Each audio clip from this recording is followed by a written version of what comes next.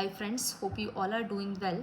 हमारी आज की स्टोरी का टॉपिक है self love, self respect, knowledge, discipline and principles. ये सारी चीज़ें लाइफ में क्यों ज़रूरी हैं और कितना ज़्यादा ज़रूरी है, ये हम समझेंगे एक स्टोरी के थ्रू। सो स्टोरी शुरू करते हैं। एक हस्बैंड वाइफ होते हैं जो एक विलेज में साथ रहना शुरू करते हैं। 1 साल हो जाता है और 1 साल के बाद वो लोग एक बेबी का प्लान करते हैं। अब समय आगे बढ़ता जाता है, दोनों हस्बैंड वाइफ काफ़ी मेहनत से खुशी के साथ अपना जीवन व्यतीत कर रहे होते हैं। 9 महीने बाद जो वाइफ होती है वो प्रेग्नेंट हो जाती है। तो हस्बैंड और वाइफ दोनों बहुत एक्साइटेड होते हैं अपने बेबी को लेकर। तो हस्बैंड अपनी वाइफ को हॉस्पिटलाइज कराता है बिकॉज डिलीवरी का टाइम बहुत नज़दीक होता है, कुछ ही घंटों का वक्त होता है। तो वाइफ को एडमिट कराने के बाद हस्बैंड मार्केट जाता है शॉपिंग के लिए। तो रास्ते में उनका एक एक्सीडेंट हो जाता है और एक्सीडेंट के बाद हस्बैंड की ऑन स्पॉट डेथ हो जाती है। अब यहाँ पर जो वाइफ है वो एडमिट है हॉस्पिटल में। जैसे ही उन्हें ये न्यूज़ मिलती है तो उनकी हालत बहुत ख़राब होना शुरू हो जाती है। अब डॉक्टर सजेस्ट करते हैं कि अभी आपको शांत रहने की ज़रूरत है because baby is about to come. But wife जो होती है ये बहुत पेशेंस रखते हुए आगे की लाइफ की ओर सोचती हैं। और कुछ देर के बाद जब बेबी का बर्थ होता है तो बेबी को हाथों में लेकर देखने के बाद वाइफ को थोड़ा सा, जिसे कहते हैं, सुकून मिलता है अपनी लाइफ में कि कुछ तो ऐसा है जिसके लिए मैं अपनी लाइफ में आगे जीना चाहूँगी। सो वाइफ क्या है कि बेबी के साथ अपने गांव लौटती है। वहाँ के जो लोग होते हैं, समाज होता है, जिनको ये पूरी कहानी का पता चलता है कि इनके हस्बैंड की ऑन स्पॉट डेथ हुई है, तो कहीं ना कहीं गांव वाले और जो लोग होते हैं वो उनको सपोर्ट करना स्टार्ट करते हैं। फाइनेंशियली नहीं, फूड का सपोर्ट करते हैं, कपड़ों का सपोर्ट करते हैं, ताकि डिलीवरी के बाद जो वाइफ हैं वो स्टेबल हो सके, बच्चे को सर्वाइव कराया जा सके। तो कहीं ना कहीं इतना सपोर्ट मिलने के बाद बच्चा धीरे धीरे बढ़ना स्टार्ट होता है। तो वाइफ जो होती है वो मजदूरी करना स्टार्ट करती हैं, पैसे कमाना स्टार्ट करती हैं। एक दिन की बात है, जो वाइफ होती है उनकी कंडीशन बहुत ख़राब हो जाती है। तो माँ की कंडीशन देखते हुए जो बच्चा है वो बड़ा परेशान होता है और वो मदर को बोलता है कि मैं आपको हॉस्पिटलाइज करा देता हूँ बिकॉज मुझे नहीं लगता है कि आपकी तबीयत ठीक है। तो वाइफ जो होती हैं वो कहती हैं अपने बच्चे को कि बेटा, मेरा भी वक्त आ गया है तुम्हारे पिताजी के पास जाने का। अब बच्चा बहुत घबरा जाता है बिकॉज बच्चे की जो एज होती है वो 9 से 10 साल की होती है। अब यहाँ पर जो मदर है वो जाने से पहले बच्चे को कुछ चीज़ें समझा के जाती है कि लाइफ में सब करना बट ये कभी मत करना। उनमें से कुछ चीज़ें होती हैं कि जब भी जीना अपनी सेल्फ रिस्पेक्ट के साथ जीना, खुद को सेल्फ लव करना, हमेशा नॉलेज गेन करना, एजुकेट करना खुद को, लाइफ के प्रिंसिपल्स बनाना और खुद को डिसिप्लिन रखना। ये उनकी माँ की मरने से कुछ वक्त पहले एडवाइस होती है उनके बच्चे के लिए। अब मदर चली जाती हैं, बच्चा जो है वो स्कूल जाना स्टार्ट करता है और वो डेली कोई ना कोई पार्ट टाइम काम करता है जिससे उसकी अर्निंग होती है। और वो डेली का खाना खाने के बाद वो डेली उसका स्कूल जाने का रूटीन होता है कि स्कूल से आएगा, फिर वो छोटा मोटा काम करेगा, पैसे कमाएगा, खाना बनाएगा, देन अगले दिन फिर स्कूल जाएगा। तो ये उस बच्चे की रोज़मर्रा की एक्टिविटीज़ होती हैं। अब होता क्या है कि एक दिन उसको काम नहीं मिलता है, वो रात भर बहुत परेशान रहता है, फिर वो पानी पी के सो जाता है। वो स्कूल जाता है और स्कूल से आने के बाद दोबारा उसी एनर्जी के साथ काम ढूंढने की तलाश में आगे निकल जाता है। जब उसे दोपहर तक काम नहीं मिलता तो वो बहुत परेशान हो जाता है और एक पेड़ के नीचे बैठ के सोचता है कि इससे बढ़िया तो मैं भीख ही मांग लेता, कम से कम कुछ नहीं तो खाने का इंतज़ाम तो हो ही जाता। लेकिन उसे अपनी माँ की बातें याद थी, तो कहीं ना कहीं उसका जो मन था वो उसकी माँ की बातों को नकार रहा था कि भीख मांगना ही एक अच्छा ऑप्शन है, तुमको भीख मांगनी चाहिए। बट वो कहीं ना कहीं इस चीज़ को माइंड में लेके चल रहा था कि मेरी मदर ने जो कहा है वो बहुत अच्छी चीज़ें हैं और मुझे उसको लाइफ में आगे लेके जाना है। बिकॉज वो जब पैदा हुआ था उसने अपने फादर को नहीं देखा था, उसकी जो आइडल रही थी बच्चे की वो उसकी मदर ही थी। तो वो अपने माइंड को समझाता है कि नहीं, कुछ भी हो जाए मैं भीख नहीं मांगूंगा। तो वो चलना स्टार्ट करता है।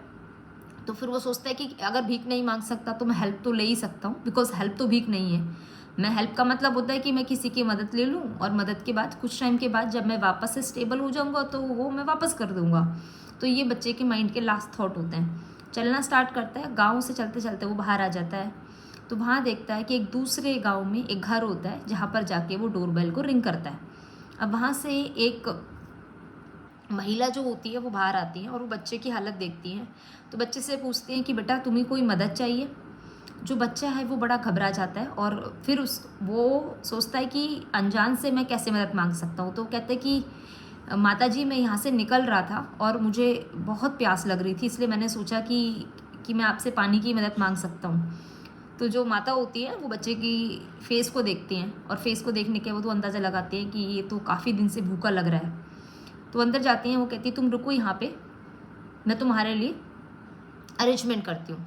तो वो जाती हैं, वो दूध गर्म करती हैं, दूध का एक भरा हुआ ग्लास लड्डुओं के साथ लेकर आती है और वो बच्चों को कहती है कि बेटा दूध अभी गर्म है, तो एक काम करो, तब तक आप ये लड्डू खा लो और लड्डू के बाद आप दूध पी लेना। अब वो बच्चा पेट भर के लड्डू खाता है, दूध पीता है और जाने से पहले वो माता जी के पास बैठ के कहता है कि आप बताइए मैं आपके लिए क्या कर सकता हूँ। तो जो माता जी होती हैं वो कहती हैं कि नहीं ऐसी कोई दिक्कत नहीं है बेटा, सब ठीक है, आपका पेट भर गया, यही बहुत है।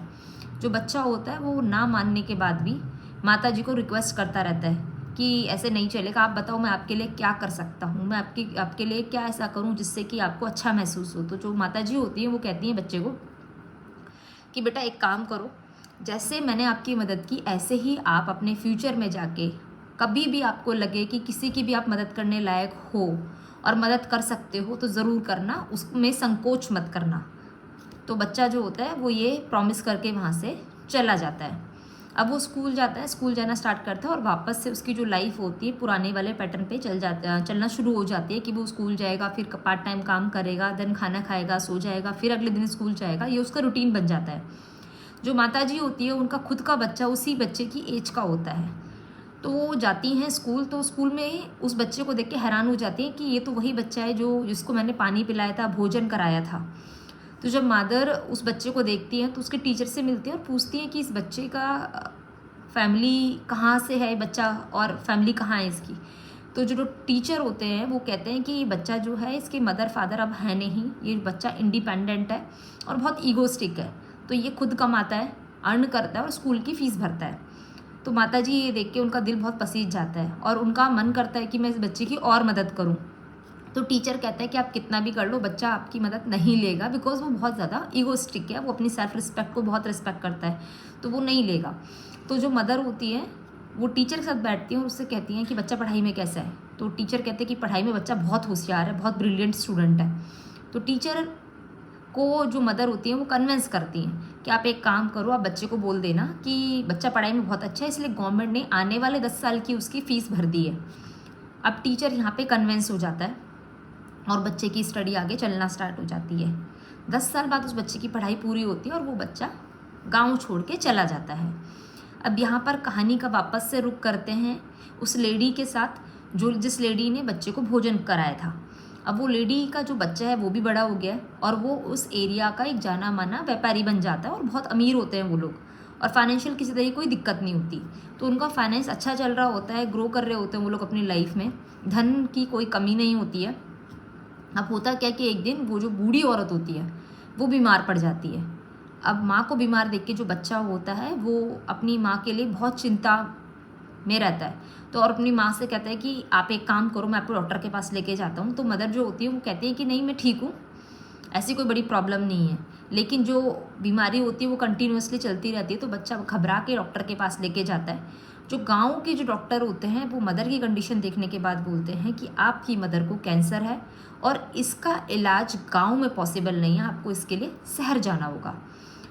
अब बच्चा अपनी मदर को शहर लेकर आता है, तो मदर जो होती है कहीं ना कहीं घबराहट होती है कि शहर तो बहुत महंगा होगा, वहाँ का इलाज का खर्चा कैसे होगा। तो बच्चा कहता है कि आप टेंशन मत लो, मैं सब मैनेज कर लूँगा।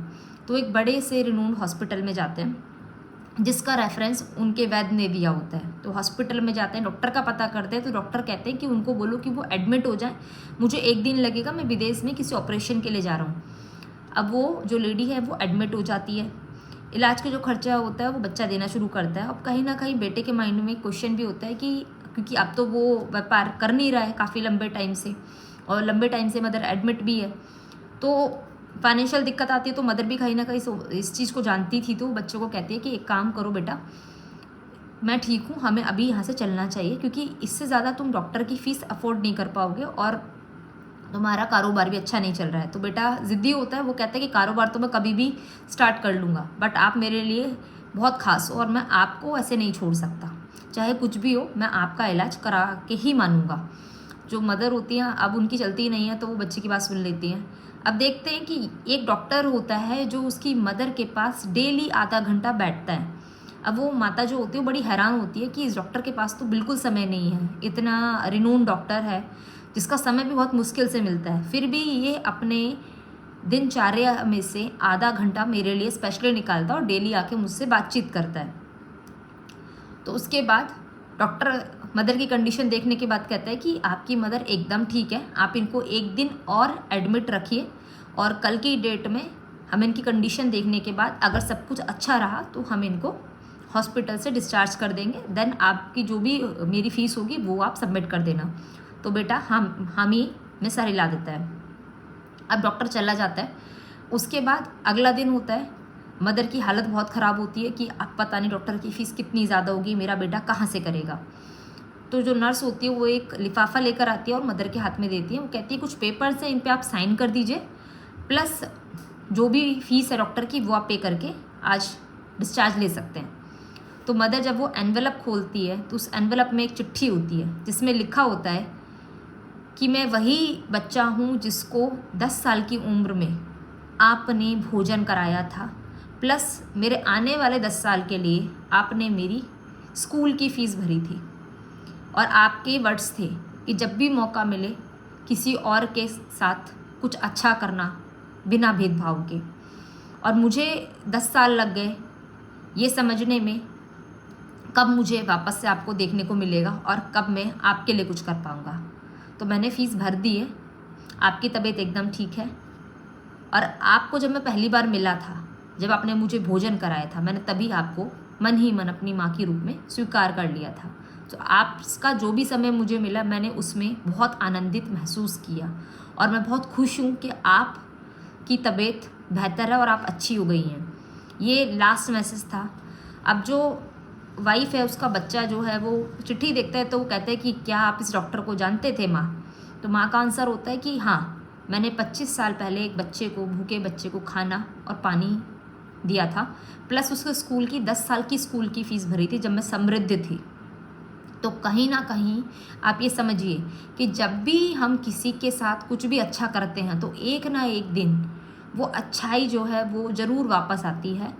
और लाइफ में ना अगर आप अपने उसूल, प्रिंसिपल्स स्ट्रॉन्ग रखेंगे, बाउंड्रीज सेट करेंगे और अपनी सेल्फ रिस्पेक्ट के साथ कभी कॉम्प्रोमाइज़ नहीं करेंगे और एक डिसिप्लिन के साथ अपनी लाइफ में आगे बढ़ेंगे, तो ये आपकी लाइफ में एक रामबाण का काम करेगा। बिकॉज सेल्फ रिस्पेक्ट और ईगो में बहुत ज़मीन आसमान का फ़र्क होता है। ईगो डिस्ट्रॉय करती है और सेल्फ रिस्पेक्ट आपको बिल्ड करती है।